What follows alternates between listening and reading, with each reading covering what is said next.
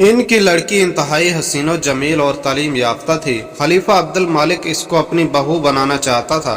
इसने अपने वली अहद के साथ इसकी निस्बत का पैगाम भेजा। इब्ने मुसैब ने इनकार कर दिया। खलीफा ने बहुत दबाव डाला और मुख्तलिफ किस्म की सख्तियाँ की, लेकिन इब्ने मुसैब अपने इनकार पर बराबर कायम रहे और चंद दिन के बाद कुरैश के एक नहायत मामूली आदमी अबू विदा के साथ इसकी शादी कर दी, जो इनके एक अदना शगिर्द थे। इस वाक़े के बारे में खुद अबू विदा का बयान है कि मैं सईद बिन मुसैब के पास पाबंदी से जाया कर बैठा करता था। एक मर्तबा चंद दिनों की गैर हाजिरी के बाद जाने का इत्तफाक हुआ। इब्ने मुसैब ने पूछा, इतने दिनों तक कहाँ गायब रहे? मैंने कहा, मेरी बीवी का इंतकाल हो गया था, इसीलिए हाजिर ना हो सका। फरमाया, मुझे खबर क्यों नहीं दी? मैं भी तजहीज़ो तकफीन में शरीक होता। थोड़ी देर बाद मैं जब उठकर जाने लगा तो उन्होंने कहा, क्या तुमने दूसरी का इंतज़ाम किया? मैं गरीब नादर 2-4 पैसे का आदमी हूँ, मेरे साथ कौन शादी करेगा? फरमाया, मैं इंतज़ाम करूँगा, तुम तैयार हो? मैंने कहा, बहुत खूब। सईद ने इसी वक्त 2-3 दिरहम पर मेरे साथ अपनी बेटी का निकाह पढ़वा दिया। जब मैं वहाँ से उठा तो फरत मसरत से मेरी ये समझ में ना आता था कि क्या करूं। घर पहुंचकर रुखसती के लिए फिक्र में पड़ गया। शाम के वक्त सईद बिन मुसैब ने अपनी लड़की को अपने साथ चलने का हुक्म दिया। पहले 2 रकत नमाज अदा की और 2 रकत अपनी लड़की से पढ़वाई। इसके बाद इसको लिए हुए मेरे घर पहुंचे। मैं मगरिब के बाद रोज़ा इफ्तार करने जा रहा था कि किसी ने दरवाज़ा खटखटाया।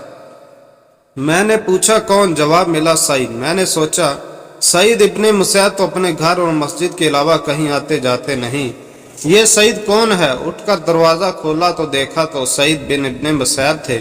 इन्हें देखकर मैंने कहा, आपने क्यों जहमत गवारा की? मुझे भेजा होता।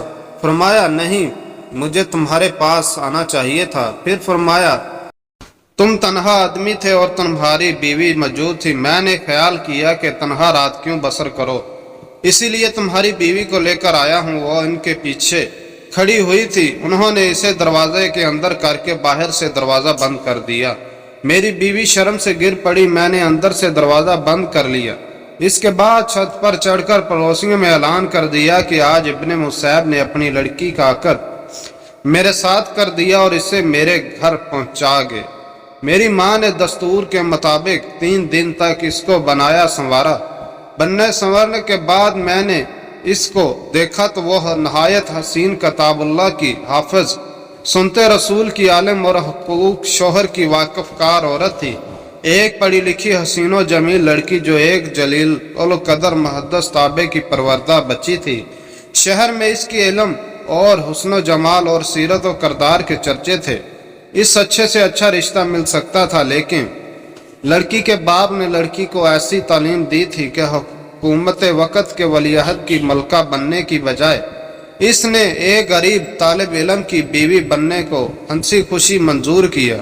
वो दुनिया पर आखरत को तरजीह देना की ये शानदार मिसाल पेश की, जो एक मुसलमान लड़की के लिए तारीख में हमेशा सुनहरी लफ्ज़ों में लिखी जाती रहेगी। बाप ने बच्ची को पूछे बगैर रिश्ता तय कर लिया और बच्ची ने बाप के फैसले को सुनते ही सर तस्लीम खम कर दिया और अपने इल्म अमल और बाप की अलमी हैसियत और ख़ानदान की इज़्ज़त को 4 चांद लगा दिए। दुनिया ऐसी मसाली खातून को हमेशा मोहब्बत, अकीदत, इज़्ज़त और एहतराम से याद करेगी। इस्लामी तारीख ऐसी बच्चियों पर हमेशा फ़ख्र करती है।